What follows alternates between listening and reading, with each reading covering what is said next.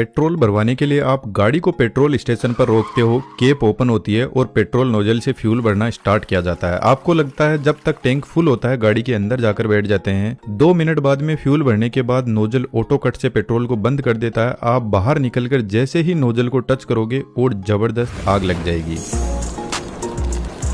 ना आप स्मोकिंग कर रहे थे, ना आपने मोबाइल फोन यूज किया, गाड़ी आपकी बंद थी, फिर भी इंसिडेंट हुआ। और हर साल 5000 से भी ज्यादा ऐसे इंसिडेंट दुनिया भर में पेट्रोल स्टेशन पर होते हैं। एक्चुअल में पेट्रोल का फ्लैश पॉइंट -40 डिग्री होता है और इसके ऊपर पेट्रोल वेपर बनकर धीरे धीरे उड़ता रहता है और यह वेपर हमें दिखाई नहीं देते और हल्के से स्पार्क की वजह से आग पकड़ सकते हैं। एक्चुअल में पेट्रोल स्टेशन पर पेट्रोल को मैनेज करना बहुत भारी होता है, इसलिए पेट्रोल के जो स्टोरेज टैंक होते हैं वह डबल वॉल डिजाइन में बने रहते हैं। दोनों टैंक के बीच में थोड़ा गैप होता है, तो यदि इनर टैंक में लीकेज भी हुआ तो बाहर का टैंक उसको प्रोटेक्ट कर लेगा। सेकेंड थिंग, यह टैंक अंडरग्राउंड रहते हैं तो मॉइस्चर की वजह से इसमें कोरोजन हो सकता है, तो बाहर का टैंक इसे प्रोटेक्ट करके रखता है।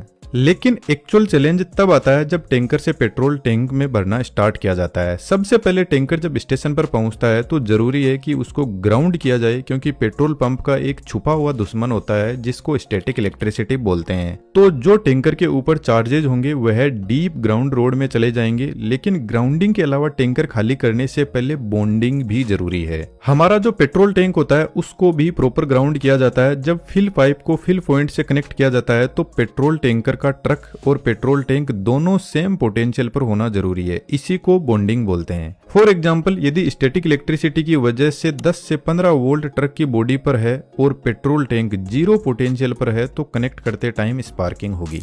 जब टैंक में पेट्रोल भरना स्टार्ट किया जाता है तो कभी भी पेट्रोल को ऐसे ऊपर से नहीं गिराया जाता, अदरवाइज इसमें वेपर बनेंगे और ज्यादा स्टैटिक चार्ज जनरेट होगा। इसी वजह से पेट्रोल को पाइप की हेल्प से बॉटम फिलिंग से स्टार्ट किया जाता है। लेकिन फिर भी पेट्रोल टैंक में जो खाली स्पेस है उसमें वेपर बनेंगे। तो क्या यह तरीका सही है? कमेंट बॉक्स में जरूर से बताना।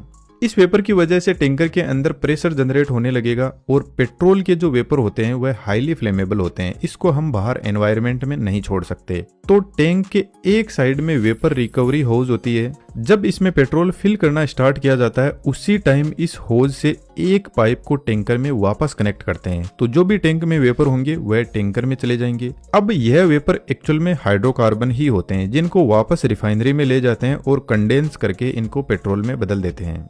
जब टैंक 90% तक फुल हो जाता है तो ओवरफिल प्रोटेक्शन डिवाइस एक्टिवेट होती है और पेट्रोल को कट ऑफ कर देती है। व्हीकल में जब पेट्रोल भरते हैं तो यह टैंक धीरे धीरे खाली होने लगता है और ऐसी सिचुएशन में वैक्यूम क्रिएट होता है और जो खाली स्पेस है उसमें पेट्रोल के वेपर भर जाते हैं। तो फिर टैंक के ऊपर प्रेशर वैक्यूम वॉल लगा रहता है जिससे बाहर की हवा टैंक के अंदर चली जाती है। लेकिन कई बार टैंक के अंदर वेपर का प्रेशर इतना ज्यादा हो जाता है कि प्रेशर को बाहर रिलीज करना ही होता है। तो ऐसी कंडीशन में यदि पेट्रोल वेपर बाहर निकल गए तो आग पकड़ सकते हैं और यह आग टैंक के अंदर भी जा सकती है। तो फिर वॉल के ऊपर फ्लेम रेस्टर लगा रहता है। अब इसके अंदर छोटे छोटे पाइप होते हैं। इन पाइप से वेपर तो बाहर निकल जाते हैं, लेकिन जैसे ही फायर अंदर आने की कोशिश करेगी तो यह इसकी हीट को एब्जॉर्ब कर लेंगे और फायर को अंदर नहीं जाने देंगे। आज के मॉडर्न टाइम में पेट्रोल टैंक के अंदर की तरफ ही सबमर्सिबल पंप लगा रहता है पेट्रोल को पंप करने के लिए। यह पंप टैंक के बॉटम साइड में लगा रहता है और इसके ऊपर टरबाइन लगे रहते हैं जिसको इम्पेलर भी बोलते हैं। जब यह ऑयल को पंप करते हैं तो प्रोडक्शन पाइपिंग से फ्यूल डिस्पेंसर तक पहुंचता है, लेकिन डिस्पेंसर में पहुंचने से पहले ही एक इमरजेंसी सीयर वॉल लगा रहता है जिसका यूज ऐसे लोगों के लिए होता है। थोड़ा इसको हम आगे समझेंगे।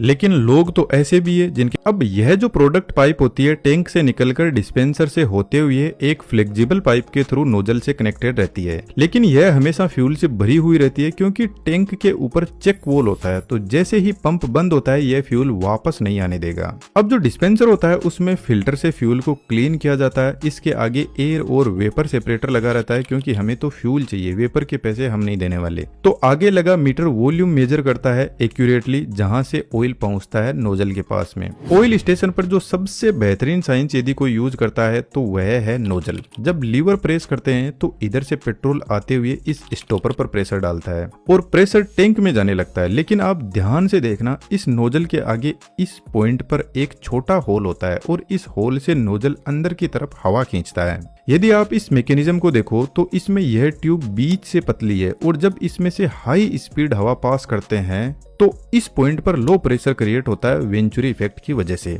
यदि हम एक साइड की ट्यूब को बंद कर दे तो अब यह प्रेशर इधर पानी को ऊपर खींचने की कोशिश करेगा। अब सेम ही तरीके से जब पेट्रोल इधर से फ्लो होता है तो इस होल से नोजल अंदर की तरफ हवा खींचने लगता है, जो एक पाइप के थ्रू यहाँ पर इन स्टॉपर होल से होते हुए इस चेंबर से कनेक्टेड रहती है। जब पेट्रोल टैंक फिल हो जाता है तो हवा बाहर से आनी बंद हो जाएगी और इस चेंबर में वैक्यूम क्रिएट होगा और इस वैक्यूम की वजह से डायफ्राम ऊपर उठेगा, जिससे यह बॉल अंदर आ जाएगी और यह पिस्टन नीचे की तरफ आ जाएगा और ऑटोमेटिकली पेट्रोल की सप्लाई बंद हो जाएगी।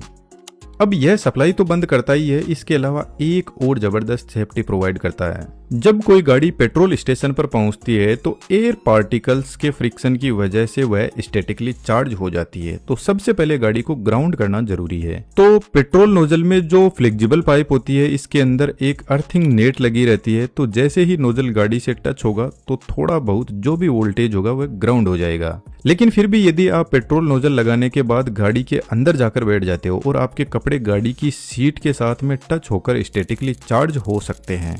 जब आप टैंक फुल होने के बाद वापस बाहर निकलकर नोजल को टच करते हो तो हल्की स्पार्किंग से यह पेट्रोल वेपर आग पकड़ लेते हैं और कस्टमर तुरंत हिस्ट्री बन जाते हैं।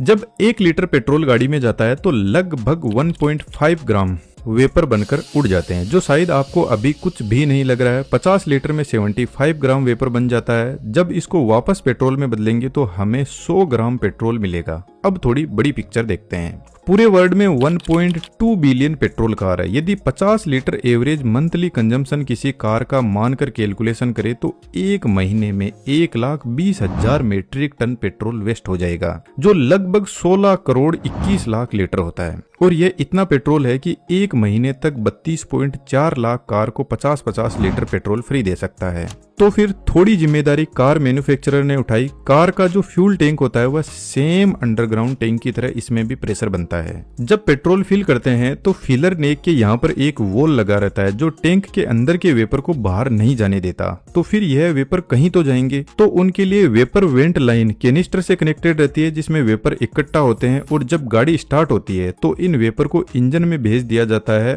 और जहां एयर फ्यूल के साथ में मिक्स होती है उसमें इसको भी मिक्स कर देते हैं। लेकिन मान लो आप गाड़ी खड़ी करके गोवा घूमने चले गए तो फिर कैनिस्टर में प्रेशर एक लिमिट से ज्यादा बढ़ जाएगा और ऐसी कंडीशन में एक और एक्टिवेटेड कार्बन का कैनिस्टर कनेक्टेड रहता है। इस एक्टिवेटेड कार्बन में छोटे छोटे पोर होते हैं, तो जब ज्यादा ही प्रेशर बढ़ जाता है तो यह कार्बन पेट्रोल मॉलिक्यूल को रोक लेता है और हवा को बाहर जाने देता है। इसी सिस्टम को on board vapour recovery system बोलते हैं, जिसने 98% वेपर जो लॉस्ट हो रहे थे उनको कंट्रोल कर लिया। लेकिन कुछ ऐसे लोग होते हैं जो या तो गाड़ी को डायरेक्ट जाकर डिस्पेंसर में ठोक देते हैं या फिर नोजल को निकालने से पहले ही गाड़ी लेकर भाग जाते हैं। और यह बात पेट्रोल स्टेशन को अच्छे से पता है कि इंसान ठीक प्राणी नहीं है। फिर इन्होंने इमरजेंसी वोल्ट डिस्पेंसर के नीचे लगा दिया जो तुरंत सरफेस की सप्लाई को टैंक से सेपरेट कर देता है।